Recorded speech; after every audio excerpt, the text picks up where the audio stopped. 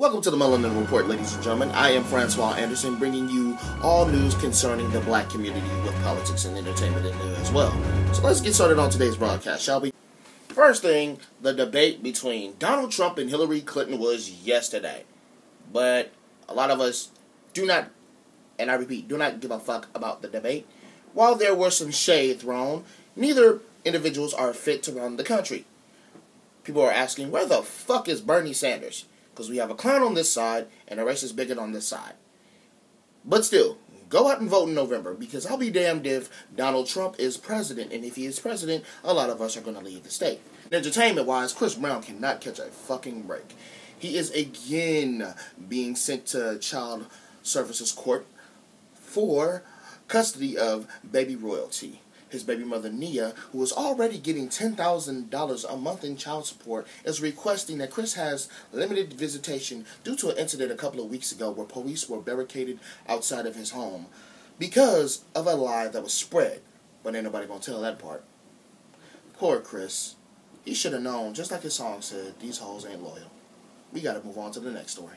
In sports news, Colin Kaepernick made a surprise appearance at Castlemont High School during their football game. Colin Kaepernick, who's been the subject of scrutiny because he took a knee during the national anthem, has sparked this whole movement of NFL players, college football players, and high school football players taking a knee while the national anthem is playing, due to the injustice that is going on with African American men in this country, and African American men in general. So, this is what happens when you use your platform for positivity and not ignorance. The next story I'm about to share with you is deeply, deeply disturbing. Moments ago, before the Melanin Report started, I received word that a young man jumped off the Golden Gate Bridge to his death. Out of respect for the family, we're not going to mention his name, but we do have recordings of his final moments. Be advised, this is very graphic. If you're listening to this recording, that means I've committed suicide and succeeded. For the past few weeks, I've been going through things, and nobody has been there for me. Not a shoulder to lean on, not a voice to speak back, no ears to listen to me. If you're listening to this, I'm gone. I'm sorry. But as a young black man, I felt this is what I can do since nobody would listen to me. So this is goodbye. So out of respect for the family, we did not leak the video footage, only the audio. That is today's Melanin Report. I'm going to give you my final views on this. As a black community, we have to do better at checking ourselves mentally, because we face a lot of mental issues that are not talked about, because most of us were brought up to respect this rule. What goes on in this house stays in this house, meaning you're not supposed to tell family business.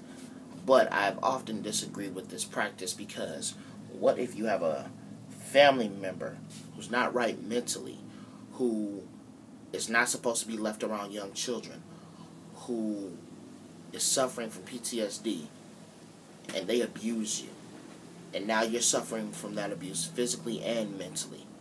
What are you supposed to do? How are you supposed to let this pain go and move forward? We have young African American girls who have been raped by their boyfriends or have been molested by a person in their same family, and they have trust issues with men, and they are not discussed about, because what goes on in this house stays in this house. How is young black women who have gone through those circumstances supposed to move through? Supposed to move forward and have better relationships with another man? Better yet, how are black boys who have gone through the same supposed to move forward and have relationships with other people? You know, we go through a lot of things that are not talked about because we feel that mental health is a taboo, when honestly it's not. Sometimes it feels good to get stuff off your chest. You have to move forward.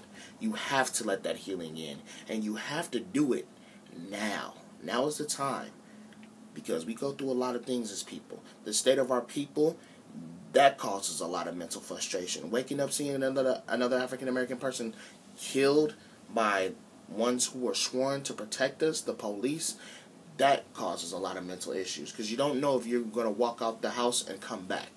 You can be doing something simple as going to work, catching a BART train, going home, going to see your friends. Doesn't matter where you're going. You can be stopped for no reason, walking while black, driving while black. All of these things are prevalent. We go through these on a daily basis.